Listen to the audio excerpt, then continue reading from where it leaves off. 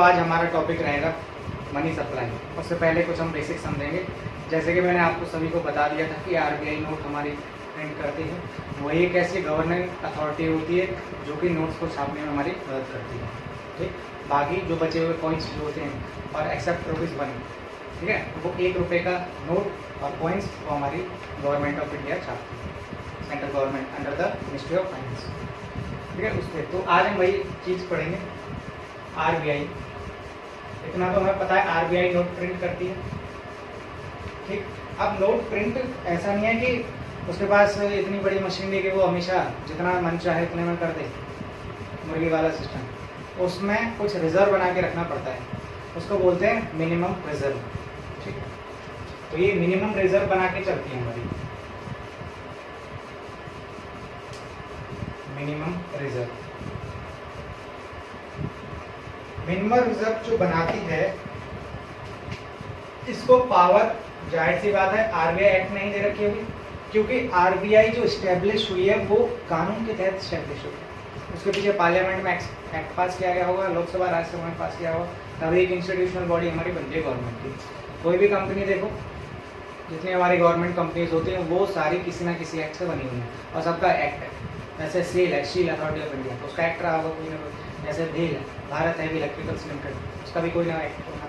जितनी भी सारी हमारी कंपनीज हैं, और ये सारी कंपनीज हमने जो डिवाइड कर रखी हैं वो जैसे राजाओं के टाइम पे नवरत्न हुआ करते थे, ऐसी इन्हीं कंपनीज को नवरत्न, मिनी रत्न और महारत्न की फॉर्म में कैटेगराइज किया है। ठीक है, वो तुम्हें पता करना महारत्न कौन से में आती हैं कंपनीज। ठीक है, अब हम समझेंगे ये जो पावर जो दी जाती है नोट छापने की, वो हमारी सेक्शन 30 में दी हुई है आरबीआई एक्ट में, और ये हमारी गवर्निंग अथॉरिटी होती है। हाँ, ध्यान रखें, सबसे पहले कोई भी अगर हमें बॉडी बनानी है, गवर्नमेंट बॉडी, तो उससे पहले हमें एक्ट पास करना पड़ता है। और एक्ट तो जाहिर सी बात है तुमने पढ़ा होगा, कोई भी एक्ट जब तक पास नहीं होता वो बिल की फॉर्म में होता है ना। तो उसमें लोकसभा राज्यसभा अथॉरिटी जो है वो स्पीकर जो होते हैं उनकी मदद से पास होना पड़ता है, मेजॉरिटी बनानी पड़ती है। अगर 51% लोग राजी हैं तो वो पास हो जाता है। उसके बाद जब बिल पहुंचता है प्रेसिडेंट के पास, क्योंकि प्रेसिडेंट के पास साइनिंग अथॉरिटी होती है, वो सिग्नेचर करती है, और जब उसने सिग्नेचर कर दिया उसी टाइम से ही वो एक्ट के फॉर्म में बन जाता है। तो नाम कैसे चेंज हुआ है, बिल से एक्ट। तो पहले आरबीआई बिल रहा होगा और जैसे ही प्रेसिडेंट के साइन हो गए एक्ट में होगा। अब जब इस्टेब्लिश हुई तो इस टाइम के बाद ही बनी होगी, क्योंकि अभी तक तो सिर्फ डिसाइड हुआ था, लोगों में काम हुआ था और मेंटली तरीके से वो तैयार हो गए थे, भाई अब हमें कोई ना कोई आरबीआई अथॉरिटी बनानी पड़ेगी जो हमारे देश में नोट प्रिंट करने का काम करे। उससे पहले सेंट्रल गवर्नमेंट छापती थी, ब्रिटिश सरकार के टाइम से। तो ये जब इस्टेब्लिश हुई थी, ये हमारी हुई थी अप्रैल 1935, इसी से ही नेक्स्ट ईयर। ठीक, ये हमारी इस्टेब्लिशमेंट का ईयर है, अप्रैल 1935 आरबीआई इस्टेब्लिश हुआ है, यानी कि बनी है, यानी कि वो पूरा स्ट्रक्चर बन गया है, रेडी करके बिल्डिंग बना दी है। बिल्डिंग जो है काम कब से स्टार्ट हो गया हुआ, 1935 से, क्योंकि जब ऑफिस बन जाता है उसके बाद से तो काम स्टार्ट होता है। बट पहले से जो माइंड में जो थिंकिंग बना ली थी हमने, वो हमारी एक्ट के से पहले बनी हुई थी। ठीक है, जैसे कॉन्स्टिट्यूशन बना था, कॉन्स्टिट्यूशन अप्लाई तो 26 जनवरी 1950 से हुआ, और उससे पहले थिंकिंग पास होना, उसमें डिसाइड करना, मेंटली प्रिपेयर करना, वो 1949 तक हुआ था, 26 नवंबर 1949 तक। तो ऐसे ही क्या है, ये आरबीआई अथॉरिटी, इतना पता है ये हमारी अथॉरिटी क्या है, इसको अथॉरिटी दे रखी है नोट प्रिंटिंग की, इसका काम क्या है, नोट प्रिंट करना है। ये जिम्मेदारी हमारी सेंट्रल गवर्नमेंट ने दी है और सेंट्रल गवर्नमेंट के अंडर में आरबीआई काम करती है। अब इसको एक रिजर्व सिस्टम बना के रखना पड़ता है, जिसको हम बोलते हैं मिनिमम रिजर्व सिस्टम। वो हमारा होता है तकरीबन 200 करोड़, 200 करोड़, कम से कम 200 करोड़ रुपए हमें चाहिए, तब जाके हमारी आरबीआई बैंक इस सिचुएशन में पहुंच सकती कि अब हमें नोट प्रिंट करना है। ठीक, अब ये 200 करोड़ हमारे दो पार्ट्स में डिवाइड हो गए। क्या था, पहला जो है वो हमारा 115 करोड़ रुपए का जो है, इसमें क्या होना चाहिए, गोल्ड होना चाहिए। जो हम बोल रहे थे कि भाई आरबीआई को गोल्ड रिजर्व रखना पड़ता है, उसके प्रपोर्शन में नोट छापती है, तो 115 रुपये तक का गोल्ड रिजर्व करके रखना पड़ेगा। बचा हुआ जो अमाउंट है उसमें क्या आ जाएगा, रिमेनिंग अमाउंट। रिमेनिंग अमाउंट में आ जाए तो हमारी फॉरेन करेंसी और सिक्योरिटीज जो होती है गवर्नमेंट सिक्योरिटी, जिससे सरकार हम चाहे हम बॉन्ड्स खरीद लेते हैं, गवर्नमेंट बॉन्ड्स भी होते हैं, तो उससे क्या पैसा कन्वर्ट हो जाता है, वो भी लिक्विड मनी की तरह होता है, जैसे कल मैंने बताया था बॉन्ड्स। तो इसमें रिमेनिंग अमाउंट जो है उसमें क्या क्या चीज़ आ जाएंगी, दो चीज़ आएंगी, एक तो फॉरेन करेंसी और दूसरी आ जाएंगी गवर्नमेंट सिक्योरिटीज। सिक्योरिटी का मतलब क्या है, यानी कि ऐसा सर्टिफिकेट, ऐसा बॉन्ड जिसमें क्या है गवर्नमेंट एज अ सिक्योरिटी की फॉर्म में पैसा लेती है पब्लिक से। जैसे मैंने एफडी बताए थे, पब्लिक से ही पैसा लिया जा रहा था, ऐसे ही गवर्नमेंट भी पैसा लेती है, बदले में बढ़ा के दे देती है उनको, ठीक है। और गवर्नमेंट सिक्योरिटी नाम से ही पता चल रहा है, तो आसानी से हर कोई इंसान विश्वास करके इसको ले लेगा। अगर उसके पास सरप्लस मनी बचा हुआ है, सरप्लस मनी होता है कि भाई अपने खर्चे होने के बाद जो एक्स्ट्रा पैसे जो हमारे पास बच रहे हैं उसको हम सरप्लस बोलते हैं। फॉर एग्जाम्पल किसी की इनकम है 30,000 या 40,000, उसका खर्चा हो गया 20,000 तक का, बचा हुआ मनी सरप्लस, ठीक। ऐसे तो ये हमारे, हाँ ऐसा भी हो सकता है कि साहब ये 200 करोड़ से ज़्यादा भी हो सकता है, तो था भी सकता है, बट मिनिमम नाम आ गया ना मिनिमम, तो मिनिमम में 200 करोड़ रुपए होने चाहिए आरबीआई के पास, तब जाके वो डिसीजन लेगी कि भाई अब हमें नोट छापने हैं। तो ये कंडीशन होती है आरबीआई की मिनिमम रिजर्व सिस्टम, ठीक। ये हमारा इतना तो मैंने बता ही दिया था कि रिजर्व बैंक के पास अथॉरिटी होती है नोट छापने की, और जिसमें उसको मिनिमम 200 करोड़ का रिजर्व रखना पड़ता है, जिसमें 115 करोड़ तक का गोल्ड रिजर्व रखती है, और बचा हुआ रिमेनिंग अमाउंट में फॉरेन करेंसी और सिक्योरिटीज आ जाती है गवर्नमेंट। फॉरेन करेंसी वो होती है जो हमें फॉरेन से प्राप्त होती है, मिलती है, विदेशों से एक्सपोर्ट करते हैं तो फॉरेन करेंसी पड़ेगी, ठीक है, जो फॉरेन एक्सचेंज में रखती है। और गवर्नमेंट सिक्योरिटीज़ होती हैं गवर्नमेंट्स के बॉन्ड्स, ठीक है, जो कि एक तरह से पब्लिक को ही दिए जाते हैं, कुछ पैसा बढ़ा के बाद में दे दिया जाता है on the date of maturity date. अब बात करते हैं मनी सप्लाई। अच्छा, ये तो पता होगा कि भैया आरबीआई नोट ही छाप सकती है, तो ऐसा तो नहीं है कि भैया वो जितना जब मन करे उतना छाप दे, ऐसा बिल्कुल नहीं हो सकता, रिजर्व बनाना पड़ता है। और अगर नोट छाप दिए भी जाएँ ज़्यादा, तो उससे क्या होगा, उससे हो जाएगा हमारा इन्फ्लेशन, यानी कि महंगाई बढ़ जाएगी। अब बात कर लेते हैं, पहला पॉइंट इसमें ये आता है, हाई मनी सप्लाई। ज़्यादा का मतलब क्या है, मनी सप्लाई का मतलब हुआ कि मार्केट में उतना मनी रेगुलेट करना है। ज़्यादा मनी आ गया तो हाई मनी सप्लाई हो जाएगी, मनी कम होगा मार्केट में तो लो मनी सप्लाई हो जाएगी। तो उसमें क्या है, आरबीआई हुआ और साथ में सेंट्रल गवर्नमेंट हुई, ये क्या करते हैं, महंगाई को कंट्रोल करने के लिए आरबीआई तो बनाती है हमारी मॉनेटरी पॉलिसी, और हमारी जो गवर्नमेंट होती है वो बनाती है फिस्कल पॉलिसी। फिस्कल पॉलिसी कहो या फिर बजट कहते हैं। बजट होता है ऑन द एस्टिमेशन ऑफ जितनी भी हमारी फ्यूचर में इनकम्स होंगी और एक्सपेंस, उसका एक स्टेटमेंट होता है, और वो अंदाजे के बेसिस पे बनाई जाती है, एस्टिमेशन बेसिस या एज्यूम करके बनाया जाता है कि इतनी हमारी क्या है।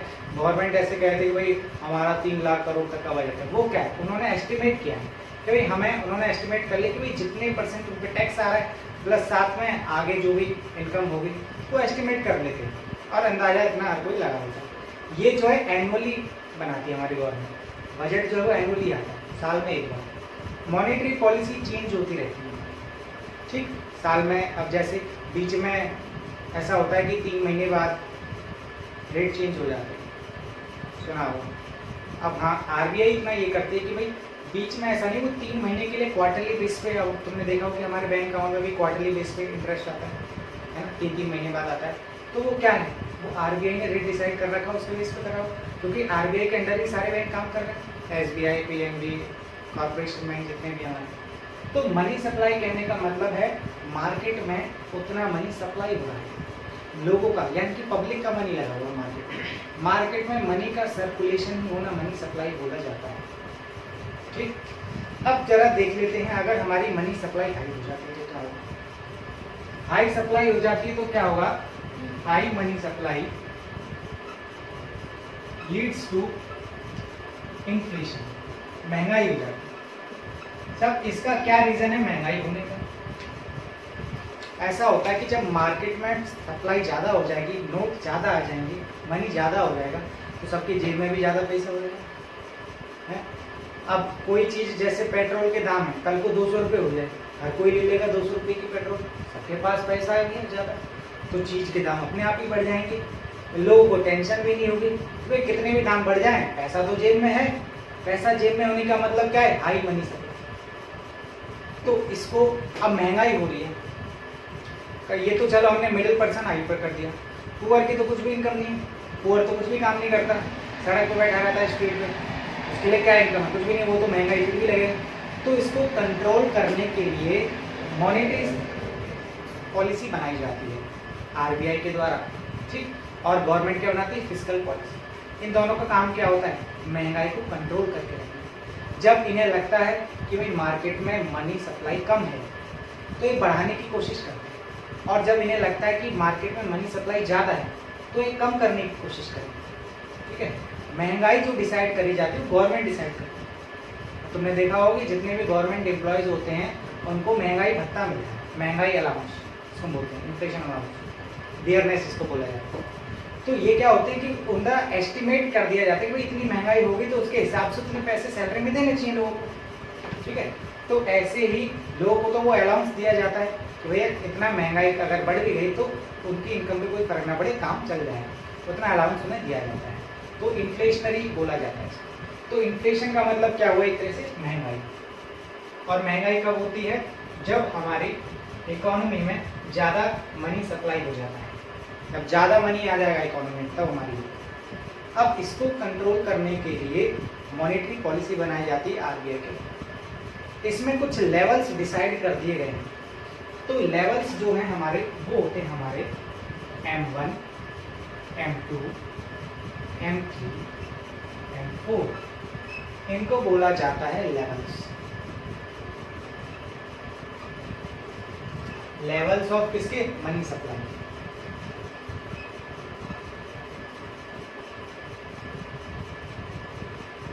ठीक, आरबीआई कंट्रोल करती है। हम बात कर लेते हैं एक और पॉइंट, ध्यान रहे M1 और M2 को नैरो मनी बोला जाता है। नैरो का मतलब होता है छोटा, अपने लेवल पे छोटा। तो M1 और M2 को नैरो मनी बोला जाता है। और अब अगर एमसीयू में क्वेश्चन आ जाए कि साहब 4 ऑप्शन दे दिए, M1, M2, M3, M4, तो किसको नैरो मनी बोला जाएगा, 25। तो इसमें आएगा मेन M1 का, M1 को मेन ही बोला जाएगा नैरो मनी। ठीक, और अगर मैं बात करता हूँ M3 और M4 को, M3 और M4 दोनों ब्रॉड मनी में आते हैं, इसको नैरो मनी बोलते हैं। और इसका दूसरा नाम जो है वो लिक्विड मनी बोला जाता है। लिक्विड मनी का मतलब ये हुआ आराम से कैश में कन्वर्ट हो सकते हैं, और इसको ब्रॉड मनी बोला जाता है। दूसरा नाम है इसका एग्रीगेट मनी। एग्रीगेट मतलब कलेक्टिव फॉर्म, सबका सम टोटल, टोटल कर दिया सम टोटल, एग्रीगेट बोला जाता है इसको एग्रीगेट मनी बोला जाता है। अब सवाल उठता है कि M3 और M4 में किसमें बोला जाएगा, ऑप्शन में आ गए तो सबसे मेन जो माना जाएगा वो M3 माना जाएगा। जैसे इसमें M1 माना गया था नैरो मनी, ब्रॉड मनी में M3 माना जाएगा। वो कलेक्टिव फॉर्म में आएगा, बट अगर MCQ में क्वेश्चन आए तो M3 इज द आंसर। अगर ऐसे आ जाए, सपोज कर लो 2-2 करके आ जाए, M1 M2 नैरो है या M3 M4 है, तो 2 में ऑप्शन आ गए और कोई दे दिए 1 2 3 4 ऑप्शन, तो उसमें M1 M2 को कर दोगे नैरो मनी। और अगर सारे M अलग अलग करके आ गए 1 2 3 4, तो नैरो में M1 आ जाएगा और ब्रॉड में M3 आ जाएगा। अब बात करते हैं, सवाल ये होता है सर मनी में आता क्या है और मनी सप्लाई के कंट्रीब्यूटर्स क्या है। मनी में हमने पढ़ा था, मनी में आता क्या है। मनी का मतलब ये नहीं है साहब जो हमारी जेब में पैसा है। मनी के अलावा बहुत सारी चीजें हो सकती है। एक तो हमारी करेंसी होगी, पेपर्स एंड कॉइन्स। सेकंड हमारे होते हैं डिमांड डिपॉजिट्स। साहब डिमांड डिपॉजिट्स क्या होते हैं? डिमांड डिपॉजिट्स होते हैं जो हमारा बैंक में पैसा है, करंट बैंक बैलेंस, करंट नहीं सेविंग, ठीक है। करंट हो सकता है बट करंट में क्या है, इंटरेस्ट नहीं मिलता, ना के बराबर मिलता है। ये बैंक में क्या है, हम डिमांड करते हैं और बैंक की जिम्मेदारी बनती है पैसा देने की। हम क्या करते हैं, अगर जैसे मैं बैंक से पैसे निकालने हो तो एटीएम से पहले फॉर्म हुआ करते थे, विड्रॉल फॉर्म, उसको हम बोलते हैं, निकालने की पर्ची, तो वो भर दिया करते थे। तो हम क्या है, बैंक से डिमांड कर रहे हैं। तो डिमांड को हिंदी में क्या बोलते हैं, मांग कर रहे हैं। बैंक से डिमांड करेंगे कि भैया हमारे खाते में पैसे हैं XYZ, जितने भी पैसे हैं उसमें से हमें 400 रुपये चाहिए या 500 चाहिए, तो उस पर 400-500 लिख के दे देते हैं। और बैंक की जिम्मेदारी बनती है भाई डिमांड करिए तो उसको पूरी भी करेगा। तो बैंक की जिम्मेदारी क्या बनती है, 400-500 रुपये इसको दो in the form of cash, तो बैंक में आया है कैश लेने के लिए, तो उसको डिमांड डिपॉजिट्स बोला जाता है। ठीक है, एक तरीका ये हो गया कि भैया फॉर्म भर के। दूसरा तरीका होता है चेक दे देते हैं। चेक को भी डिमांड डिपॉजिट होता है, उस पर अकाउंट नंबर वगैरह लिखा रहता है जिस आदमी को हमें देने हैं, और प्लस अपने साइन वगैरह करने पड़ते हैं, अकाउंट पे ही क्रॉस करनी पड़ती है, उसमें क्रॉसिंग मारनी पड़ती है, डेट वगैरह। तो वो भी डिमांड डिपॉजिट है। वो क्या करेगा, बैंक में चेक दे देगा जाके, और बैंक की जिम्मेदारी बनती है कि 2-3 दिन में क्लियर हो जाता है। चेक तुरंत नहीं होता, 2-3 दिन का टाइम लगता है क्लियर होने में, और खाते में पैसे आ जाते हैं उसके पास। ठीक है, जैसे बिजनेस ट्रांजेक्शन जो होते हैं उसमें चेक से भी पेमेंट होती है। एक मालिक ने दूसरे को पैसे दिए हैं, चेक से पेमेंट कर रहा है इंस्टेंट, उसके पास कैश नहीं है ना, कैश तो करेंसी फॉर्म में आया था। डिमांड डिपॉजिट्स में चेक, तो चेक क्या है, 1-2 दिन लेगा, पेमेंट क्लियर हो जाएगी। तो ये हमारी मनी की फॉर्म। एक और आता है हमारा सेविंग डिपॉजिट्स। सेविंग डिपॉजिट्स किसमें, पोस्ट ऑफिस में। ध्यान रहे, पोस्ट ऑफिस की बात कर रहा हूं। जैसे हमारे बैंक में सेविंग डिपॉजिट, बैंक में 3 तरह का अकाउंट होता है बच्चे। एक होता है सेविंग बैंक अकाउंट, जिसमें क्या है कि सरप्लस मनी दिया जाता है, जो नॉर्मल मिडिल इंसान जो होता है अपने खर्चों के अलावा जो उस पर पैसा बचता है वो सेव करने के लिए देता है। नाम से ही पता चल रहा है सेविंग डिपॉजिट्स, जो सेव करने के लिए पैसा जमा करता है बैंक। दूसरा अकाउंट होता है करंट अकाउंट। ये वो होते हैं कि इसमें जो ज़्यादा ट्रांजेक्शन करता हो बिजनेस में, लेन देन जिसका ज़्यादा चलता रहता है, और एक दिन में 100 ट्रांजेक्शन कर दी, इसमें लिमिट होती है। सेविंग डिपॉजिट, सेविंग अकाउंट में लिमिट होती है ट्रांजेक्शन, अब उतने से ज़्यादा कर दिए तो ट्रांजेक्शन सिक्योरिटी ट्रांजेक्शन टेस्ट करना शुरू हो जाता है, मुझे पैसे कटते हैं। ठीक है, और यहाँ पे करंट की बात करूँ, हाँ सेविंग पे हमें इंटरेस्ट भी मिलता है, क्योंकि बैंक में पैसा रखा रहता है तो इंटरेस्ट देने की जिम्मेदारी बैंक की बनती है। बट अब ऐसा बिजनेसमैन हुआ कि भाई 10,000 रुपये डाल दिए, 8,000 निकाल रहा है, फिर 2,000 डाल दिए, तो बैंक के पास बैलेंस नहीं बन पा रहा। तो जब बैलेंस ही उनका स्टेबल नहीं हो पा रहा तो इंटरेस्ट नहीं मिल पा रहा। ठीक है, यहाँ पे 3-4% इंटरेस्ट मिल जाता है सेविंग में, वहाँ पे ज़्यादा ना के बराबर ही है, 0% कुछ भी नहीं, क्योंकि बैंक के पास बैलेंस ही नहीं बनना ना। बैलेंस पे ही तो इंटरेस्ट देगी बैंक, जितना अकाउंट में पैसा है उसी पे तो देगी। और तीसरा होता है ओवरड्राफ्ट। ओवरड्राफ्ट में क्या होता है कि एक सर्टेन लिमिट होती है। अब सपोज करो कोई बिजनेसमैन हुआ, वो मैं बैंक के फंक्शंस में भी आ गया ऐसा कि बिजनेसमैन हुआ और वो उसने बोल दिया कि साहब मेरे अकाउंट में 10,000 रुपये हैं, अगर उसका ओवरड्राफ्ट अकाउंट है तो वो बोलेगा साहब मुझे 12,000 रुपये चाहिए, तो एक्स्ट्रा जो 2,000 रुपये दिए हैं उस पर बैंक वसूल कर लेगा उससे फ्यूचर में विद इंटरेस्ट, क्योंकि 10,000 तक तो उतने के अकाउंट में थे पैसे, उसे निकालने आ रहे, जरूरत पड़ रही नहीं पा रही थी, तो बचे हुए 2,000 जो हैं वो फालतू जो एक्स्ट्रा जो निकाले हैं वो फ्यूचर में बैंक वसूल लेगा, उससे पे करवा देगा विद इंटरेस्ट के साथ। ठीक है, तो ये कुछ अकाउंट्स हैं।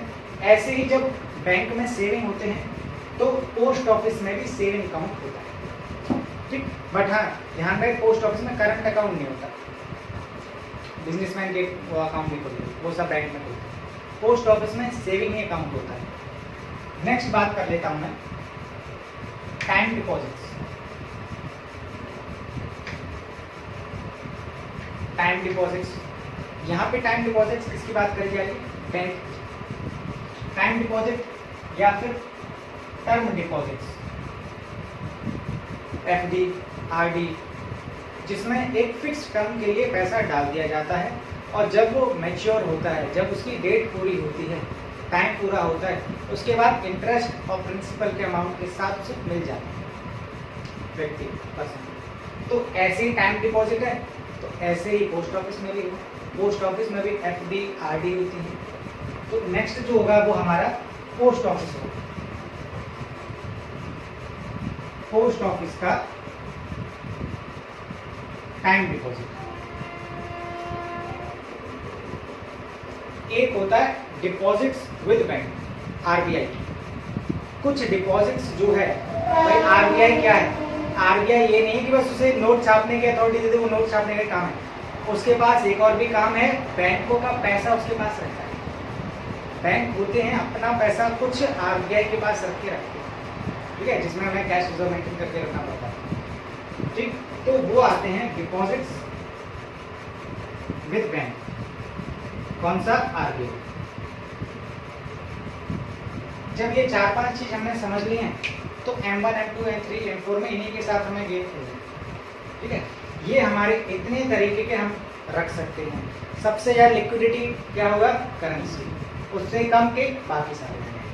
अब जो हम M1, M3, M4 की बात करेंगे, तो जो सबसे पहले नंबर पे आ रहा है वो मोर लिक्विड होगा, और जो सबसे लास्ट नंबर पे आ रहा है M4 आएगा आखिरी में, तो लेस लिक्विड होगा, ठीक है। तो ये हमें करना है।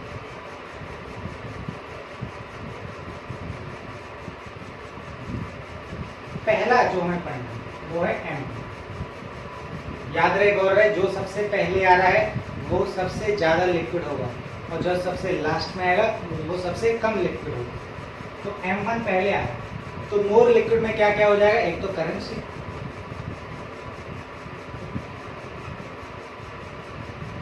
प्लस डिमांड डिपॉजिट्स, वो भी कैश में कन्वर्ट हो सकते हैं डिमांड करके बैंक से। बैंक की जिम्मेदारी बनती है उनको कैश में कन्वर्ट करके देना, तो उसमें डिमांड डिपॉजिट्स आ जाएंगे। उसके बाद आएगा डिपॉजिट्स जो आरबीआई में रखे हैं, ठीक है। अगर सपोज करो बैंक के पास कभी ऐसा होता है कि पैसे नहीं है, तो वो जो डिपॉजिट्स जो कर रखे हैं वो आरबीआई से करवा सकते, वो भी तो डिमांड करेगी आरबीआई में। तो डिपॉजिट्स विद आरबीआई या डिपॉजिट्स हेल्ड इन आरबीआई, बात जो भी आरबीआई में पैसा पड़ा हुआ है, ये आता है M1, ठीक। लिक्विडिटी की वैल्यू की अगर मैं बोलूं तो मोर लिक्विड होगा, ज्यादा लिक्विड। अब बात करता हूं M2। साहब M1 M2 में क्या होता है? पूरा पार्ट आएगा M1, ठीक। M2 में क्या आएगा? दूसरा कि जो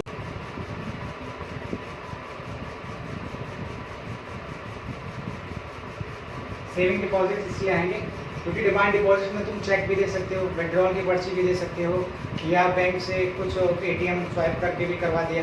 आजकल स्वाइप का भी वो है, फॉर्म कार्ड नंबर जो पर्ची निकल जाती है, फॉर्म भी भरना, ठीक है। तो इसमें सेविंग डिपॉजिट्स आ जाएंगे, ये उससे और लेस लिक्विड हो जाएंगे, वो इसलिए क्योंकि इसमें क्या है, हमारे खाते से पैसा जाना है, ठीक। अब इसमें आएगा हमारा पोस्ट ऑफिस के पास जो डिपॉजिट्स पड़े हैं वो, तो यहाँ पे आएंगे डिपॉजिट्स, और वो भी कौन से वाले? Time deposits.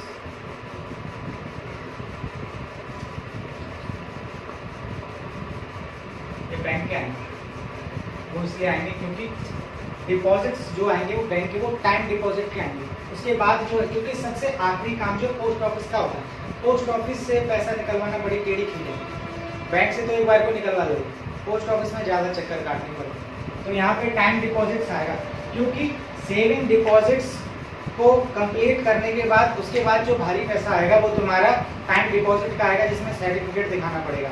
वो एक लेवल मेरे से हो गया था क्योंकि मैंने इसमें टाइम डिपॉजिट्स डाल दिए, उसको बस तोड़ लेना। सेविंग डिपॉजिट पहले आएगा और लास्ट में टाइम डिपॉजिट आएगा। और बचा जितना भी है तुम्हारा टोटल डिपॉजिट्स, वो तुम्हारे पोस्ट ऑफिस के आएगा। Total deposits in post office, क्या आएगा साहब? कभी कभी इसमें पता है क्या आता है, ऐसा आ जाता है कि साहब M2 में ये बताओ, पहले ये दे देगा ये सारी लाइन और एक ऑप्शन डाल देगा क्या इसमें पोस्ट ऑफिस के डिपॉजिट्स आ सकते हैं। ऑप्शन होगा डी में या ईसी में। पहले M1 के दे देगा करेंसी डिमांड डिपॉजिट, फिर सेविंग डिपॉजिट में बैंक दे देगा और एक लास्ट ऑप्शन देगा पोस्ट ऑफिस डिपॉजिट। तो वो नहीं होगा, एक्सक्लूड करके पूछ लेते हैं which is not come under the M2, है ना। तो ऐसे करके पोस्ट ऑफिस पे टिक मारना है, वो नहीं आता। ऐसे ही प्रोबेबिलिटी बना के ये भी दे देगा कि साहब M4 में गलती से यहाँ पे M2 डाल के दे दिया है की जगह, ठीक है। M3 और plus total deposit plus M1 डाल के दे दिया, कौन सा नहीं है? M2 नहीं है। ऐसे नहीं वाले ज़्यादा पूछे जाते हैं, ठीक है, इजी क्वेश्चन नहीं पूछेगा वो। तो ये तुम्हारे लेवल्स हैं तुम्हारे लिक्विडिटी के, और ये सबसे कम लेवल का लेस लिक्विडिटी। इसमें एक बार और देख लेते हैं। पहला सबसे ज़्यादा कैश में जितना जल्दी कन्वर्ट हो सकता है वो तुम्हारी करेंसी आ जाएगी, यानी कि पेपर प्लस कॉइन्स। साथ में टाइम डिपॉजिट तुरंत, जो साथ में तुम्हारे डिमांड डिपॉजिट तुरंत तो मांग करके और पैसा तुरंत मिल जाएगा, और उसके साथ में आरबीआई के पास जो भी तुम्हारा डिपॉजिट है। M2 में क्या आएगा? एक तो पूरा M1 का हिस्सा और दूसरा तुम्हारा आ जाएगा सेविंग डिपॉजिट्स, जितने भी तुम्हारे बैंक में पड़े हैं, ठीक है, सेविंग डिपॉजिट्स। लास्ट है M3 का M1 का पूरा हिस्सा, M1 का यानी कि ये। इसमें क्या कर रहा है? इसमें एक चीज गौर करने वाली क्या है? एक्सक्लूड कर रहा है। एक्सक्लूड किसको कर रहा है? एक तो सेविंग डिपॉजिट्स इन बैंक को, सेविंग डिपॉजिट्स इन बैंक, और साथ में किसमें एक्सक्लूड करेगा? पोस्ट ऑफिस के डिपॉजिट्स को। यहां से हॉट क्वेश्चन बनता है तुम्हारा,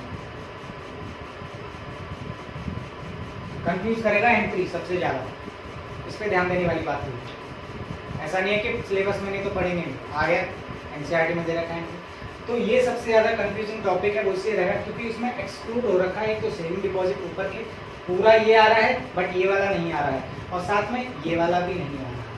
तो ये मेरी तरफ से हाई ऑर्डर थिंकिंग स्किल्स का क्वेश्चन बनता है, ठीक है। तो ये तुम्हारे लेवल्स हैं मनी सप्लाई के। मतलब डिमांड डिपॉजिट और सेविंग डिपॉजिट में क्या अंतर है? डिमांड डिपॉजिट में सेविंग डिपॉजिट ये होता है बेटा, इसमें तो क्या है, सेविंग डिपॉजिट में क्या है, तुरंत ATM है या जो भी तुमने डिपॉजिट कर रखे हैं बैंक में वो आ जाएगा। डिमांड डिपॉजिट में क्या होगा? डिमांड डिपॉजिट में तुम्हें कुछ ना कुछ इंस्ट्रूमेंट देना पड़ेगा वहां पे जाके। वो इंस्ट्रूमेंट क्या है? विड्रॉल की पर्ची, या वो इंस्ट्रूमेंट क्या है? चेक जो तुम दे रहे हो, उसमें जरिया देना पड़ेगा। यहाँ पे तुरंत कोई देने की जरूरत नहीं है, तुरंत मिल जाएगा। फर्क ये होता है इसमें बैंक से डिमांड कर रहे हैं, यहाँ पे जरूरत भी नहीं पड़ेगी। ATM है तो ATM से पैसे निकाल लो। इसमें भाई बैंक में तो बैलेंस पड़ा हुआ है, हमारे पैसे पड़े हुए हैं। सेविंग डिपॉजिट का फर्क ये होता है कि भाई अगर बैंक भी नहीं है हमारे पास, ATM है, ATM से पैसे निकाल लो। ऐसा हर कोई आदमी तो नहीं बैंक की जाए या पर्ची भर के निकाले, ATM अगर है तो उससे भी निकाल लेगा। और आजकल ATM कार्ड डेबिट रखने की भी जरूरत नहीं है, डेबिट कार्ड वो कोई कोड वगैरह आता है योनो SBI के, वो उसमें डाल दो और पैसे डाल दो, पैसे निकल आएंगे। कार्ड भी का झंझट खत्म, क्योंकि वो कार्ड का जो नंबर है वो योनो SBI में कर जाता है IDP फॉर्म, ठीक है। तो ये है तुम्हारे लेवल्स हैं मनी सप्लाई, ठीक। अब हमारा टॉपिक रहेगा बैंक का। बैंक क्या है जरा वो डिस्कस कर लेते हैं।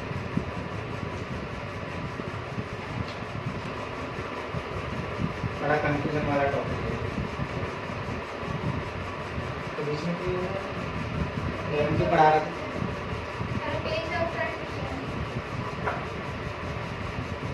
पोस्ट ऑफिस के सेविंग डिपॉजिट इसलिए इसमें आएंगे, वो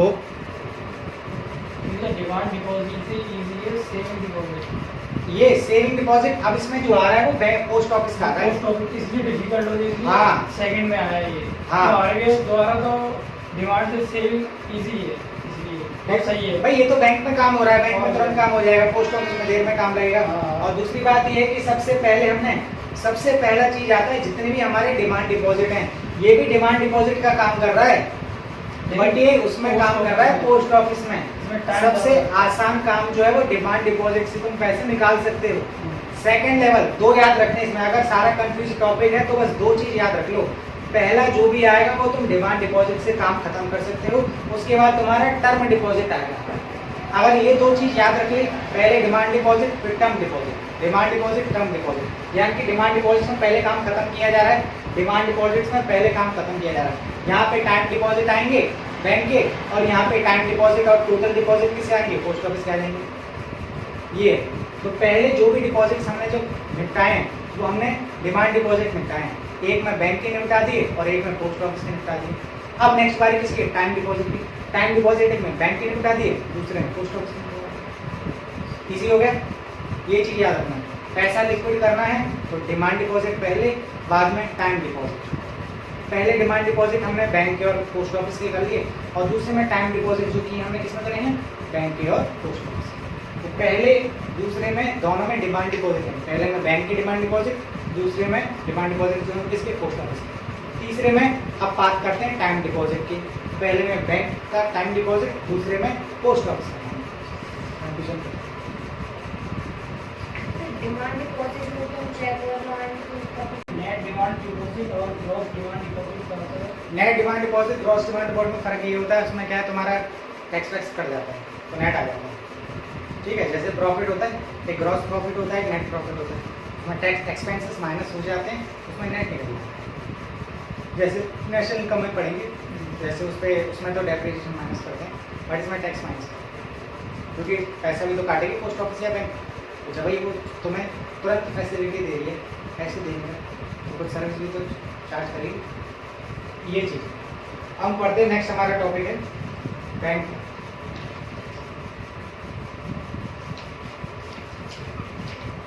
अगर बैंक को समझना हो, बैंक को समझने में बात ये है कि हमें फंक्शन के बेसिस पर डेफिनेशन पढ़नी पड़ेगी। जैसे हमने मनी की डेफिनेशन पढ़ी थी, money as a medium of exchange, measure of value, standard of effect payment, transfer of value.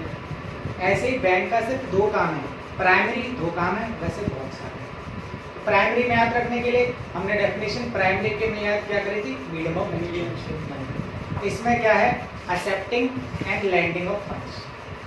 ठीक है, पैसों का एक्सेप्ट करना और साथ में लोन की फॉर्म में लोगों को देना। अगर ये दो वर्ड याद हैं, बैंक की डेफिनेशन। और बैंक क्या, एक तरह का इंस्टीट्यूशन, वो डेफिनेशन, एक तरह का इंस्टीट्यूशन जो पैसे को देता है और एक्सेप्ट भी करता है। उसी बॉडी जो काम करती है उसी को हम बैंक बोलते हैं। बैंक का एक तरह से मतलब होता है मदद करना, तो मदद करने का काम कर रहा है बैंक। पहली बात एक इंस्टीट्यूशन है, एंड इंस्टीट्यूशन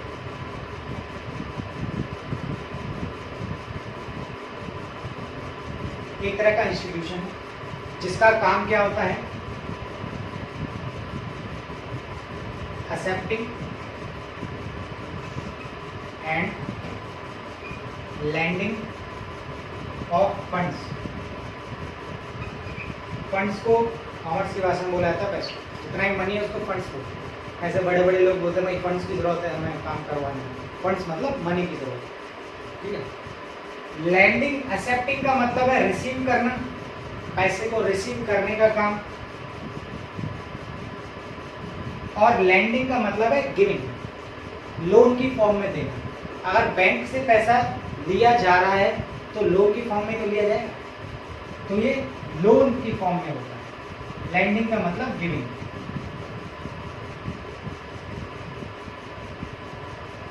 यहाँ पे फंड का दो मतलब चेंज हो जाते हैं। पहला, अगर बैंक ले रहा है तो डिपॉजिट्स ले रहा है, और दे रहा है तो लोन दे रहा है। दोनों में क्या रहा है, फंड और मनी, बस मतलब चेंज हो गया है। लेने में डिपॉजिट्स, देने में एडवांस, लोन। एडवांस को हम लोन भी बोलते हैं, एडवांसिंग लोन। ठीक है, तो ये दो पॉइंट्स मिला के हमारी क्या है, बैंक की डेफिनेशन मिलती है कि एक ऐसा इंस्टीट्यूशन जो क्या काम करता है, accepting and advancing of funds या लैंडिंग ऑफ फंड्स। वही है। हम बात कर लेते हैं फंक्शंस।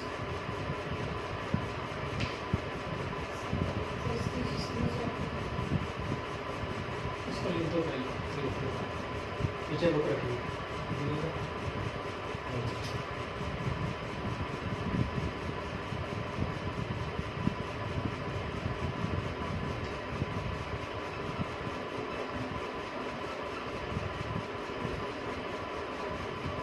फंड का एक दो फॉर्म में मतलब होता है, अगर रिसीविंग कर रहे हैं तो डिपॉजिट्स, और अगर गिव कर रहे हैं तो लोन। होता क्या है, मनी। मनी का डिपॉजिट की फॉर्म में लिया जा रहा है और लोन की फॉर्म में दिया जा रहा है, ये दोनों काम करते हैं। ये लोन बेटा ये बैंक आरबीआई से ली, ठीक है। बैंक का काम लोन देना होता है पब्लिक को और आरबीआई से ली, ठीक है। और वो रेट जो डिसाइड होता है उसको रेपो रेट बोलते हैं कि कितने परसेंट पे लोन दिया जाए। हमें तो लोन का रेट बोला जाता है, मगर बैंक जब आरबीआई से लेती है तो उसको रेपो रेट बोला जाता है, ठीक है। अगर बैंक ने रेट बढ़ा दिया तो कहने का मतलब ये हुआ कि लोन का जो इंटरेस्ट रेट होगा जो बैंक को देना पड़ेगा वो भी ज़्यादा बढ़ा के देगी, ठीक है, तो उसको रेपो रेट बोला जाता है।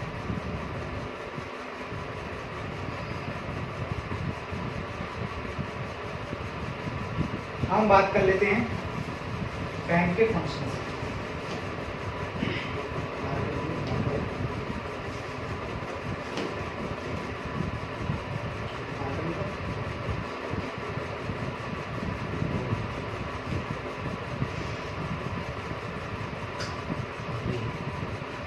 फंक्शंस ऑफ बैंक की बात करें।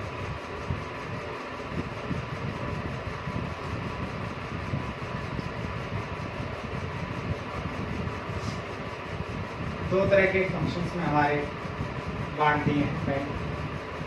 एक होते हैं प्राइमरी फंक्शन,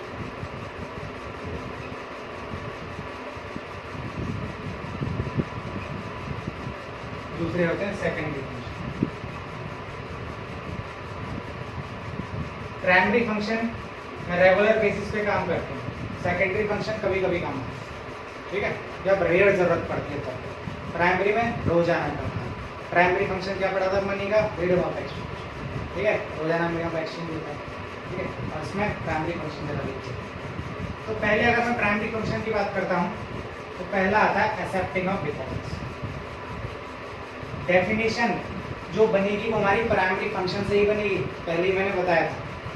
जो रेगुलर बेस पे काम होता है वही डेफिनेशन बन जाएगी मनी की और बैंक की। तो यहाँ पे पहला प्राइमरी फंक्शन क्या है, एक्सेप्टिंग ऑफ डिपॉजिट्स।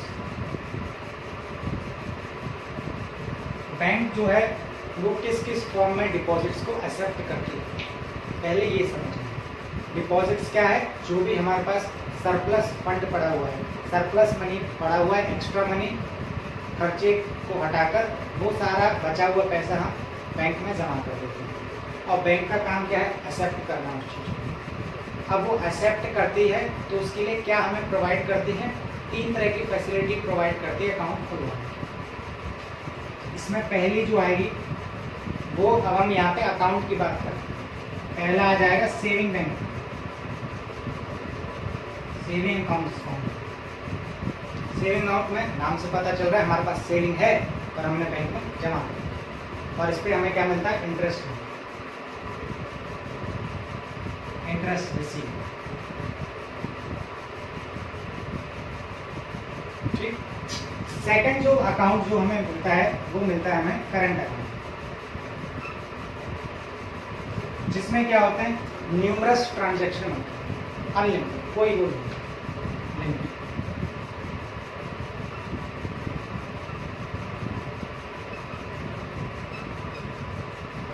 बट जिसपे इंटरेस्ट नहीं मिलता, नो इंटरेस्ट, मिलेगा भी 0.1 0.2 क्या है, ठीक है। नेक्स्ट जो मिलता है वो ओवरड्राफ्ट, जो मैंने बताया ओवरड्राफ्ट फैसिलिटी जो प्रोवाइड करता है। इसमें क्या होता है कि एक लिमिट से ज़्यादा जब ज़रूरत पड़ती है इंसान को तो एक्स्ट्रा मनी जो चार्ज किया जाता है वो इन फ्यूचर उससे रिसीव कर लिया जाता है विद इंटरेस्ट। तो उसको हम एक तरह समझ सकते हैं,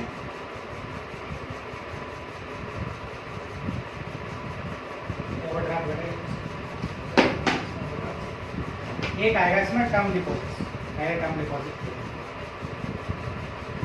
टर्म डिपॉजिट्स में आ जाएंगे जो एक टाइम के लिए डिपॉजिट्स कर लिए जाते हैं और उसको मैच्योर होने के बाद उनको दे दिया जाता है प्रिंसिपल अमाउंट के साथ इंटरेस्ट। तो इसमें क्या आएंगे तुम्हारे एफडीआर, फिक्स डिपॉजिट,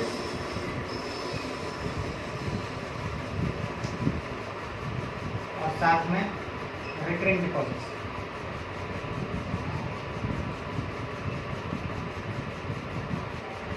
अब बदले में बैंक क्या देती है, सर्टिफिकेट देती है कि जब तुम्हारी पूरी हो जाए सर्टिफिकेट ले आना, पैसे मिल जाएंगे, साइन वाइन करके तो फॉर्मेलिटी करनी पड़ेगी।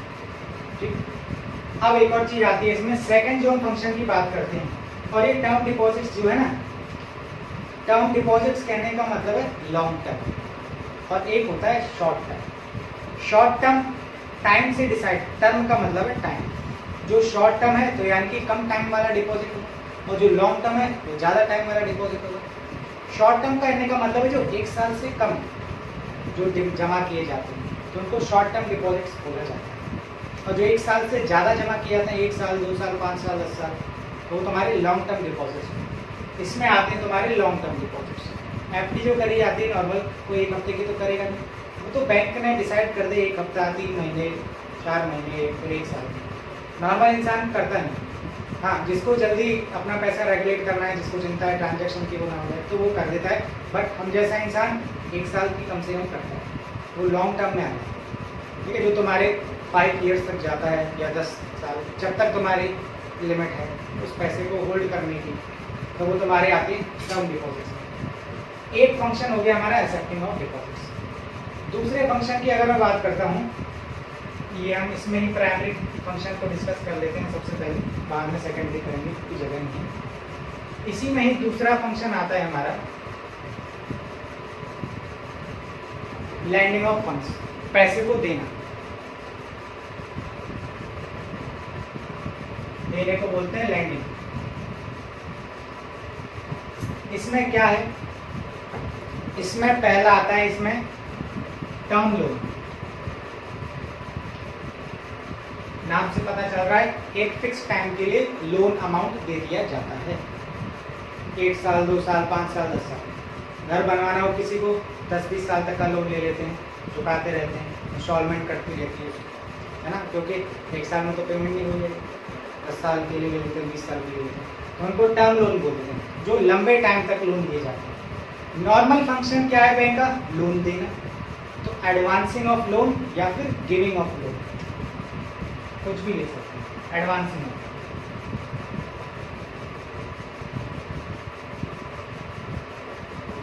ठीक, नॉर्मल बोल दिया कि भाई 1 साल के अंदर पैसा मैं दे दूंगा, 50,000 रुपये चाहिए, एडवांसिंग ऑफ नॉर्मल लोन दिया जाएगा। इसमें शॉर्ट टाइम के लिए लोन दिया जाएगा, इसमें लॉन्ग टाइम के लिए, टाइम आ रहा है तो लॉन्ग टाइम ही होगा लोन। इसमें नाम से पता चल रहा है शॉर्ट तो शॉर्ट। एक आता है इसमें ओवरड्राफ्ट, इसमें आया ओवरड्राफ्ट। ओवरड्राफ्ट में भाई मैंने बताया, इसमें जो भी ज़रूरत पड़ती है, देखो एक तो ऐसा होता है कि भाई ये हमें फैसिलिटी प्रोवाइड करता है बैंक। हमारे अकाउंट में 10,000 रुपये, ज़रूरत पड़ रही है 12,000 की, तो 10,000 तक तो बात बन जाएगी, बचा हुआ 2,000 लोन ही तो है, एक्स्ट्रा जो दिया जा रहा है, तो उस एक्स्ट्रा रुपये पे बैंक इंटरेस्ट चार्ज कर लेगी, और फ्यूचर में तुम्हें वो 2,000 रुपये principal amount plus interest amount देना पड़ेगा। तो लोन कितने हज़ार का हो गया, 2,000 का। फैसिलिटी जो प्रोवाइड कर रही है अकाउंट से बियॉन्ड रुपीज विड्रॉ करने के, उस फैसिलिटी को बोला जाता है ओवरड्राफ्ट। ठीक है, तो यहाँ पे कह देंगे amount withdrawn beyond amount in bank, यानी कि अपने बैंक अकाउंट से हटकर एक्स्ट्रा पैसे को विड्रॉ करने का काम या लेना ही, वो भी लोन के अंडर में आता है। ठीक है, एक्सेप्टिंग ऑफ डिपॉजिट्स, या मैं अगर इसको बोलूँ एक्सेप्टिंग ऑफ फंड्स, तो एक्सेप्टिंग ऑफ फंड्स में मतलब क्या हो जाएगा, डिपॉजिट, और यहाँ पे लैंडिंग ऑफ फंड्स मतलब क्या हो जाएगा, लोन। ठीक है, यहाँ पे देख हमें ले रहा है तो डिमांड, इसमें क्या है, इसमें इंटरेस्ट मिलता है, इसमें इंटरेस्ट देना पड़ता है। ठीक है, लोन है तो इंटरेस्ट देना पड़ेगा। तो ये तुम्हारा 2 फंक्शन है प्राइमरी में, एक्सेप्टिंग और लैंडिंग ऑफ फंड्स। ठीक, अब इसको एक बार चार्ट से समझ लेते हैं। चार्ट क्या है, करंट अकाउंट बेटा वो होते हैं जिसमें तुम कितने भी ट्रांजैक्शन कर सकते हो बिना किसी ट्रांजैक्शन लिमिट के, वो एक्चुअल बिजनेसमैन ही खुलवाते हैं इस तरह का। नॉर्मल इंसान नहीं करवाता, क्योंकि नॉर्मल इंसान इतने सारे ट्रांजेक्शन करेगा तो चार्ज काटेगी बैंक, ठीक है। तो ये जो अकाउंट खुलवाया था करंट अकाउंट, वो बिजनेसमैन ही खुलवाया जो लाखों में ट्रांजैक्शन करते हैं, ठीक है। तो ये होता है। हम जरा चार्ट समझ लेते हैं। चार्ट क्या है? ये है बच्चों तुम्हारी बैंक,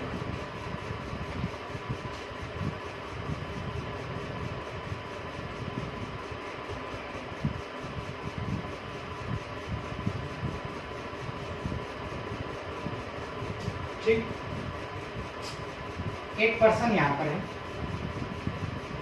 जिसका नाम है राम, एक पर्सन यहाँ पर है, पुराना एग्जाम्पल, जिसका नाम है श्याम,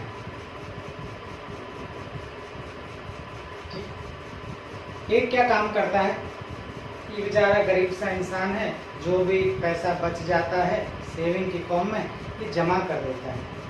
तो यहाँ पे बैंक किसका काम कर रही है? Accepting of money, accepting of funds. किस फॉर्म में एक्सेप्ट कर रही है? डिपॉजिट्स की फॉर्म में। तो यहाँ पे एक्सेप्ट कर रही है किस फॉर्म में? डिपॉजिट्स की फॉर्म में, ठीक। अब ये है राम, जो कि बिजनेसमैन है, रिच लिखो उसको, ये रिच है, रिच बिजनेसमैन, और ये मिडिल क्लास है,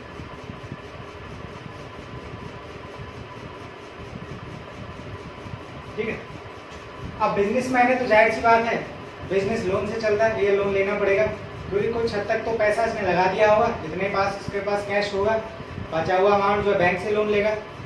बिजनेसमैन जो होते हैं वो बैंक से ही लोन लेते हैं। तो ये क्या है? बैंक से लोन मांगने जाएगा, साहब सर मुझे लोन दे दो, और बैंक इसका काम करेगा लैंडिंग ऑफ फंड्स, ठीक है, लैंडिंग। और क्या देगा? लोन की फॉर्म में लैंडिंग, ऐसा देगा लोन की फॉर्म में, ठीक है। अब बात आती है साहब, दोनों काम करे जा रहे हैं, एक एक्सेप्ट किए जा रहे हैं डिपॉजिट्स को, और एक लोन दिया जा रहा है, ठीक है। तो उसमें क्या है? दोनों ही फॉर्म में इंटरेस्ट चार्ज किया जा रहा है। ये एक्सेप्ट कर रहा है तो उसको बैंक इंटरेस्ट देगी, तो यहाँ पे इंटरेस्ट जो है बैंक वो देगी। सपोज करो इंटरेस्ट दे दिया 4%, ज़्यादा इंटरेस्ट देती नहीं, 3-4%, ठीक है। कोई होगा जो बंधन बैंक टाइप जो 6% कर देगी, 6% ज़्यादा कोई बैंक नहीं देगी। अब ये इंटरेस्ट इसको दे रही है क्योंकि भाई ये मदद कर रहा है बैलेंस को मेंटेन करने में, बैंक के साथ कुछ बैलेंस को मेंटेन कर रहा है, और उसके बदले में क्या है? इंटरेस्ट दे रही है। अब वो पैसा बैंक जो है, जो भी सपोज करो इसने इसके अकाउंट में जो है पैसा 100 रुपये, 100 रुपये छोड़ो बढ़ा देते हैं, 1 लाख करते हैं, 1 लाख रुपये जमा, और 1 लाख पे 4% का इंटरेस्ट दे रही है बैलेंस, ठीक है। तो ये हो गया। अब ये लोन लेने आए भाई साहब, इनको बोल दिया कि साहब मैं चार्ज करूंगी इंटरेस्ट, वो करूंगी 14% लोन पे इंटरेस्ट चार्ज, क्योंकि भाई इसकी जेब का खून पसीना की मेहनत बैंक इसे दे रहा है, तो चार्ज भी तो ज़्यादा करेगा, तो उससे बैंक इंटरेस्ट चार्ज कर रही है 14%। बीच का जो डिफरेंस है हमारा 14 और 4 का डिफरेंस,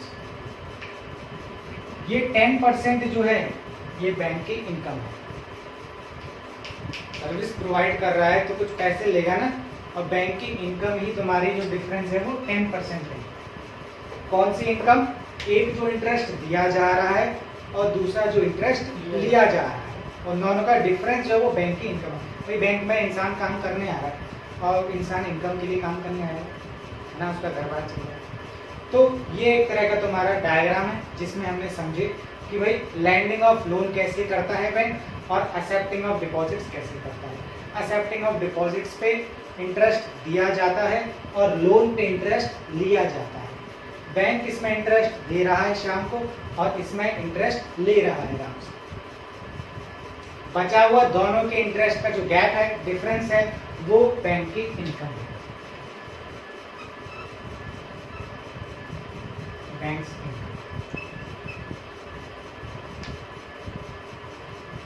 ऐसे काम करती है, और यही बैंक का प्राइमरी फंक्शन है। ये रोजाना बेस पे काम होता है बेटा।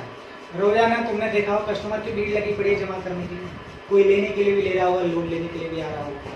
तो ये रोजाना के बेसिस पे जो काम किए जाते हैं उनको बोला जाता है प्राइमरी फंक्शन। जैसे मनी रोजाना के बेस पे एक्सचेंज किया जाता है, एक की जेब में पैसा आ रहा है, एक में जा रहा है ना। तो वहाँ पे ऐसे ही यहाँ पर भी लोन रोजाना के बेस पे दिया जा रहा है और डिमांड दिया जा रहा है डिपॉजिट। तो ये तुम्हारा बेसिक सा डायग्राम है जिसमें हमने प्राइमरी फंक्शन समझा। अब बात करते हैं सेकेंडरी फंक्शन। इंटरेस्ट की जो रेट है चेंज होती रहती है साथ हाँ बेटा, इंटरेस्ट चार्ज होता है। मॉनेटरी पॉलिसी किसकी बनाती है? आरबीआई सब बनाती है और सबका इंटरेस्ट डिसाइड करके दे देती है। ठीक है, एसबीआई वो प्राइवेट बैंक जो होते हैं वो ज़्यादा इंटरेस्ट चार्ज करते हैं। ठीक है, हाँ एक और बात, सरकारी बैंक जो होते हैं, ठीक है, पब्लिक बैंक्स, ये क्या है, किसान भी तो लोन देते हैं तो उनको कम इंटरेस्ट पे लोन दिया जाता है, क्योंकि पता है किसान की फार्मर की इनकम इतनी नहीं होती तो वे उतने रुपए अदा कर पाएंगे, चुका पाए, तो वो कम इंटरेस्ट पे लोन दिया जाता है बट इंटरेस्ट कम दिया जाता है। ठीक है, सब्सिडी दे दी जाती है। सपोज कर लो ऐसा कर दिया कि साहब डिसाइड तो 14% दे रखा था, बैंक ने बोला मैं तुम्हें 7% की सब्सिडी दे देता हूँ, तो 7% माइनस हो जाएंगे और मिला कितने का? 7% लोन। किसको? किसान। ये होता है, बैंक टोटल अमाउंट लगाता है प्लस साथ में सब्सिडी माइनस करता है। और एक और चीज भाई, जब ये लोन लेने आएगा तो कुछ मॉर्गेज करेगा, कुछ गिरवी रखेगा, जिसको हम क्या बोलते हैं? Collateral security. छोटी क्लास में पढ़ा होगा। और कोलेटरल सिक्योरिटी याद रहे लोन के अमाउंट से ज्यादा रखी जाती है। इसको सपोज कर लो 10 लाख का लोन लेना था और बैंक ने बोला साहब तुम्हें सिक्योरिटी रखनी पड़ेगी 12 लाख। ऐसे होता है, बैंक कैसे काम करती है। पिक्चरों में भी देखा होगा लाला साहब, वो क्या करते हैं? सिक्योरिटी ज्यादा रुपए की रखते हैं और पैसा कम देते हैं। ठीक है, तो ऐसे ही यहाँ पर क्या हुआ है, वो यही हुई है कि भाई मॉर्गेज जो अमाउंट है वो ज़्यादा रखा जाता है। वो पिक्चरों में देखा होगा, अरे साहब तुम मेरे हीरे ले लो, हार, वो लड़कियां के कुंडल बेच देती हैं, कुंडल के रख लो भैया सामने, गिरवी हार रख लो, चूड़ियाँ रख लो। वो क्या है, गिरवी तो रखे जा रहे हैं लोन लेने के लिए। और कौन सी स्थिति होती है? जब बेटा या पिताजी जो है वो हॉस्पिटल में बीमार पड़े रहते हैं, जब ये कंडीशन होती है। सर जैसे कि 5 साल के लिए हम डिपॉजिट कर रहे हैं तो जो उस पर इंटरेस्ट जो रहेगा वो सेम रहेगा कि चेंज होता है बेटा। ठीक है, मॉनेटरी पॉलिसी का अकॉर्डिंग चेंज। कभी कभी इंटरेस्ट घट भी जाता है, कोरोना काल में इंटरेस्ट घटे। ठीक है, लेटेस्ट एग्जांपल कोरोना काल में। तो ये हमने डायग्राम से समझा। और कोलेटरल सिक्योरिटी में याद रहे, ये है, इसको मॉर्गेज बोलते हैं। मॉर्गेज का मतलब गिरवी रखना। और इसके लिए क्या प्री कंडीशन होती है? इसके लिए कंडीशन होती है कि लोन की अमाउंट और मॉर्गेज की अमाउंट ग्रेटर होगी। मॉर्गेज की ग्रेटर होगी, लोन की अमाउंट कम होगी। ये कंडीशन है। 12 लाख का 10 लाख का लोन लेना तो 12 लाख की वैल्यू के हिसाब से कुछ उसे रखने पड़ेंगे। ठीक है, बट जैसे एजुकेशन लोन पे वो सर्टिफिकेट्स ले लिए जाते हैं, मार्कशीट ले ली जाती है, इंपॉर्टेंट चीज़ें तो ली जाएगी। है तो ना कि मेरे ले भैया तो मेरे घर ही रख लो, कुछ ना कुछ महंगी चीज़ रखा होगा इक्वलेंट टू किसके वैल्यू? इसके ज़्यादा। ठीक है, क्योंकि लोन देना है। अब ये भी रेट डिसाइड कर देती है। ये भी रेट पता है बैंक की करती है। कभी कभी इसका गैप बढ़ा देती है और कभी कभी इसका गैप कम कर देती है। वो डिटरमाइन करता है मनी सप्लाई, उसे मनी सप्लाई के लिए करने का। ठीक है, ये इसकी प्री कंडीशन होती है लोन देने की। समझ में आ गई? मॉर्गेज का अमाउंट हमेशा ज़्यादा होता है लोन अमाउंट से। बैंक जो है वो ज़्यादा गिरवी रखवाएगी, लोन कम देगी।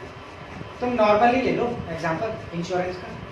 भाई इंश्योरेंस 1 लाख का कराए तो उसमें 91% 90% की पैसा मिलता है। बस 1 लाख कराए तो 90,000 के आसपास मिले।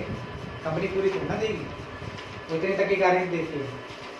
91% पैसा दे देंगे, ज़्यादा से ज़्यादा 93, 94, 100% पैसा किसी को 1 लाख से ज़्यादा नहीं देते। 1 लाख से ज़्यादा क्यों देंगे? जब तुमने 1 लाख का इंश्योरेंस कराया वो 1 लाख से कम देंगे। भाई 1 लाख का 93% निकाल लो, 93,000 तो उतना ही रुपए देंगे। बीच का जो तुम्हें सर्विस दे रही है उतने खाएगी नहीं। वो इनकम नहीं इंश्योरेंस कंपनी की। तो ये होती है इंश्योरेंस कभी कभी पूरा नहीं मिलता है, वो परसेंट में मिलता है, इसको हम बोलते हैं क्लेम। कितना क्लेम मिला, ठीक है, 91% हो गया, 92% हो गया। तो ये होता है रिस्क को कवर करने के लिए हम इंश्योरेंस कराते हैं। अचानक से सडनली कोई प्रॉब्लम ना हो जाए फ्यूचर में, इसलिए लॉस को रिकवर करने के लिए हम इंश्योरेंस कराते हैं। और जनरली सबसे ज़्यादा बिजनेसमैन कराते हैं। जैसे किसी की फैक्ट्री में आग लग जाए फ्यूचर में तो क्लेम मिलेगा, उसे इंश्योरेंस करा रखा होगा। वो भी तो बोलते हैं गारंटर ऑफ इंसॉल्वेंसी मनी को, वो इसलिए बोला जाता है।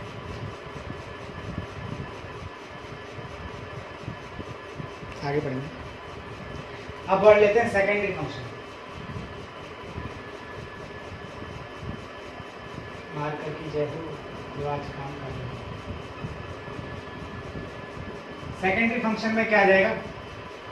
पहला है इसमें ओवरड्राफ्ट फैसिलिटी, मैं बता ही चुका हूं। इसमें एक आ जाते हैं एजेंसी फंक्शन। क्या करती है? पहला इसमें पढ़ते हैं सेकेंडरी में चेक फैसिलिटी, यानी कि कल को हमें अगर जरूरत पड़ने लग गई तो हम चेक देते हैं और बदले में बैंक में पैसा दे। चेक भी क्या है? एक तरह का डिमांड डिपॉजिट है, ठीक है, एक तरह का इंस्ट्रूमेंट है, मॉनिटरी इंस्ट्रूमेंट, वो हम देते हैं बदले में देते हैं। दूसरी अगर मैं बात करूं, दूसरी है लॉकर की फैसिलिटी।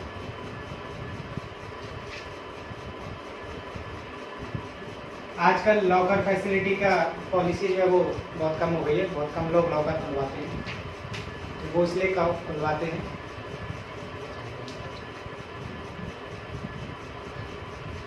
वो इसलिए करवाते हैं जैसे अगर उनके पास सोना है, हीरे जवाहरात हैं, घर में थोड़ा रिस्क है, डाकुओं का, ऐसे एरिया में रह रहे हैं जहाँ पे आ सकते हैं, तो लॉकर फैसिलिटी करवा देते हैं। मगर आजकल बैंक का भी कोई भरोसा नहीं है, वहाँ पे भी धूप की बन जाती है, बच जाते हैं बैंक में, ठीक है। अगर लॉकर फैसिलिटी वो इसलिए है कि एक तरह से सेफ्टी प्रोवाइड करता है बैंक, और उसमें भी गारंटी लेता है 1 लाख तक की, 1 लाख तक की। अगर तुम्हारी उसमें कोई 10 लाख का भी सोना रखा हो तो उसकी बैंक की जिम्मेदारी बनती है बस 1 लाख तक की, तो 1 लाख दे के निकाल दें, ठीक है, लॉकर फैसिलिटी। नेक्स्ट आता है इसमें buying and selling of shares.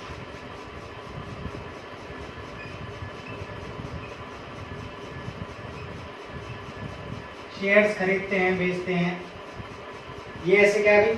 आजकल तुमने देखा होगा हमारा जो भी अकाउंट है वो यूपीआईडी भीम ऐप से लिंक कर दिया गया है।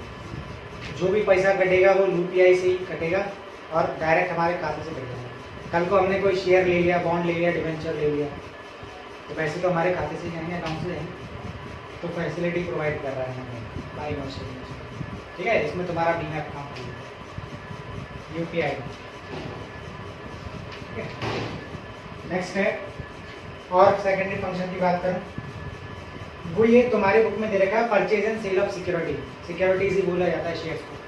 सिक्योरिटीज ही पैसे होते हैं जो कुछ एक फिक्स समय के बाद मिलते हैं, ठीक है। सिक्योरिटीज की तुम्हारे इसमें म्यूचुअल फंड भी आ जाएंगे, सही है?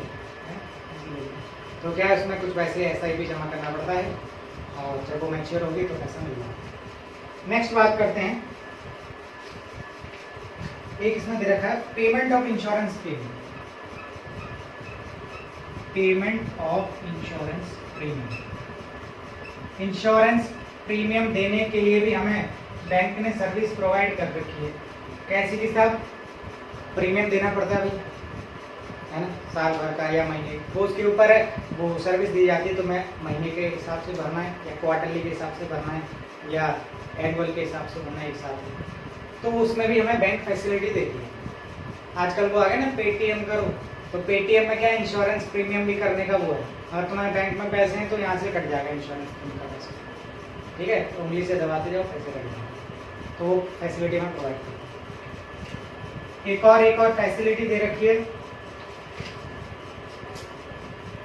हाँ, एक फैसिलिटी दे रखी है हमें,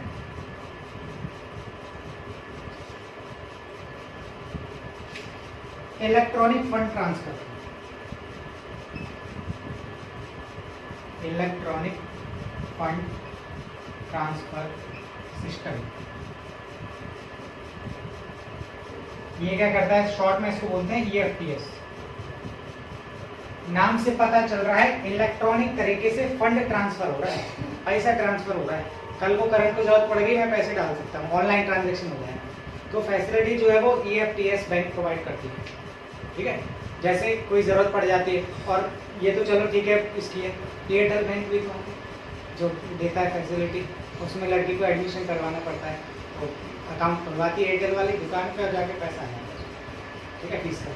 तो ये इलेक्ट्रॉनिक फंड ट्रांसफर, इसको रेमिटेंस ऑफ फंड्स भी बोला जाता है, यानी कि एक जगह से दूसरी जगह फंड का ट्रांसफर होना, मनी का ट्रांसफर होना by electronic means is known as EFTS, electronic fund transfer system. ये कुछ फैसिलिटी है, और भी इसमें फैसिलिटी दे रखी है, जैसे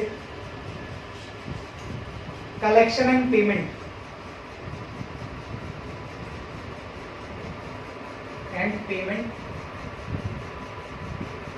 ऑफ वेरियस आइटम्स।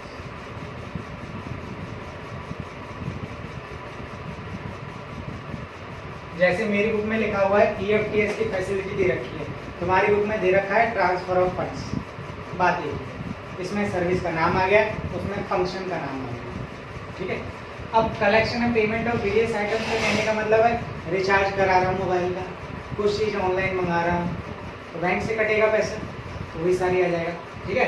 मुझे कहीं से अब कोई कलेक्शन होते हैं, जैसे वो होते हैं इंश्योरेंस वाले जो घर घर जाके पैसा इकट्ठा करते हैं, अब उन्होंने बोला साहब ऑनलाइन ट्रांसफ़र कर देंगे, ये वाली चीज़ भी आ रही है प्लस साथ में ये वाली चीज़ भी आ रही है, काम ऑनलाइन हो रहा है तो ये वाली भी आ रही है। अब कलेक्शन तुम्हारी पेमेंट्स हो रही हैं, अदर एक्सपेंसेस जो हैं अगर तुम ऑनलाइन कर रहे हो तो ये आ जाएगा, और फैसिलिटी तुम्हें ये वाली प्रोवाइड की जा रही है कि तुम्हारे पेमेंट, खर्चे और जितने भी रिसीवेबल्स होते हैं वो सब तुम्हें बैंक प्रोवाइड कर रहा है, और इस सेकेंडरी फंक्शन कल को हॉटस्टार का रिचार्ज कराना है, जियो का कराना है, पेटीएम में पैसे हैं कर दिए, पैसे कट गए। और इसमें फंक्शन दे रखे हैं purchase and sale of foreign exchange.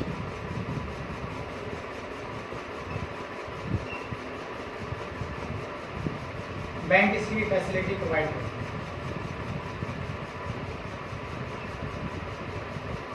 हम अगर फॉरेन एक्सचेंज, फॉरेन करेंसी में डील करते हैं, सपोज कर लो ऐसा होता है कि जैसे हमारे इंडिया में स्टॉक एक्सचेंज होता है, विदेशों में भी होता है स्टॉक एक्सचेंज, हमारे यहाँ पे NSE बोला जाता है, बॉम्बे स्टॉक एक्सचेंज बोला जाता है, जो NSDL कंडक्ट कराते हैं, उसमें शेयर्स के प्राइस घटते बढ़ते रहते हैं। वहाँ पे अमेरिका में NASDAQ होता है, ठीक है। तो ये फॉरेन एक्सचेंज में है कि पैसा है हमारे पास फॉरेन करेंसी, हमने अगर वहाँ पे पैसा हमने कोई अमेरिका की सिक्योरिटी ले रखी है, security in the sense share debenture ले रखी है, तो शेयर डिवेंचर का अगर प्राइस बढ़ रहा है तो फॉरेन करेंसी आएगी, मैं बेच दूंगा इसीलिए, तो प्राइस आ जाएगा मेरे पे। और कम हो रहा है तो मेरे को घाटा हो रहा है, फिर मैं इंतजार करूंगा अच्छे टाइम का कि कब उसका मार्केट में प्राइस बढ़े और बेच दूंगा, तो बेचने पे तो फॉरेन करेंसी आएगी। तो वही चीज़ है purchase and sale of foreign exchange.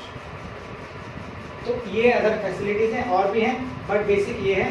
तुम्हारे इसमें ये आ सकता है MCQ में क्वेश्चन कि 4 ऑप्शन दे दिए जाएंगे, उसमें से ऐसा होता है कि पहचानना है सेकेंडरी में कौन है, और लास्ट में एक ऑप्शन था ऑल ऑफ द अबव, आंख बंद करके ऑल ऑफ द अबव, तो सेकेंडरी फंक्शन पूछा जा सकता है। प्राइमरी फंक्शन में 2 ही आते हैं तुम्हारे, एक्सेप्टिंग ऑफ फंड्स और लैंडिंग ऑफ फंड्स। उसमें 2 नाम इसके भी लिख के दे सकता है, तो पूछ लेगा, और उसमें एक एग्जांपल होगा बोथ A एंड B या बोथ C एंड D, बहुत तरह के क्वेश्चन बना देगा। 2 इसके एग्जांपल डाल दिए, 2 उसके फंक्शन डाल दिए। तो ये कुछ तुम्हारे सेकेंडरी फंक्शंस हैं। आज इतने ही है, यहाँ पे तुम्हारे बैंक्स के फंक्शन। कल हमारा टॉपिक रहेगा सेंट्रल बैंक। शेयर्स को बाइंग कैसे करते हैं? बाइंग बेटा क्या करते हैं, कुछ नहीं है, पैसे होने चाहिए, बदले में शेयर सर्टिफिकेट मिल जाता है। कल मैंने बताया था ना, शेयर सर्टिफिकेट दिया जाता है। जैसे मोबाइल खरीदते तो बिल दिया जाता है, वो ट्रस्ट का काम करता है, सबूत का काम करता है। ऐसे ही शेयर को खरीदने के लिए हमें डीमैट अकाउंट ओपन करवाना पड़ता है, ट्रेडिंग करनी पड़ती है, और बदले में शेयर सर्टिफिकेट, ठीक है, वो भी एविडेंस का काम करता है शेयर सर्टिफिकेट। अगर कल को मुझे फ्यूचर में कोई शेयर बेचना है तो मैं शेयर सर्टिफिकेट दे दूंगा और अपना नाम कर देगा, और उसके नाम पे वो चीज़ ट्रांसफर हो जाएगी, तो इसको बोलते हैं ट्रांसफर ऑफ शेयर। ये कल टॉपिक रहेगा हमारा RBI, central bank of India. Payment of insurance फिर क्या बेटा, तूने LIC में अकाउंट करवा रखा है, पेटीएम चलाती है, पैसे कट गए, हो गए। प्रीमियम का एक तरह का चार्ज है, एक तरह की फीस ली जाती है कंपनीज के द्वारा। जैसे एजुकेशन में टीचर को फीस दी जाती है, इंश्योरेंस में इंश्योरेंस कंपनी को फीस दी जाती है, उसका दूसरा नाम प्रीमियम, उसमें हम प्रीमियम बोलते हैं। कोई भी अगर तुम एक्सपेंस करते हो, कोई भी खर्चा करते हो, उसमें जो भी तुम पेमेंट करते हो, एजुकेशन में फीस मान लिया जाएगा उस पेमेंट को, इंश्योरेंस में उस पेमेंट को क्या माना जाएगा, प्रीमियम। इसका हम करते हैं हॉटस्टार का या जियो का टीवी का, तो उसमें सब्सक्रिप्शन होता है, पेमेंट की जाती है पैसे की in the form of subscription, नाम चेंज हो जाता है, ट्रांसफर पैसे हो जाता है। ठीक है, ये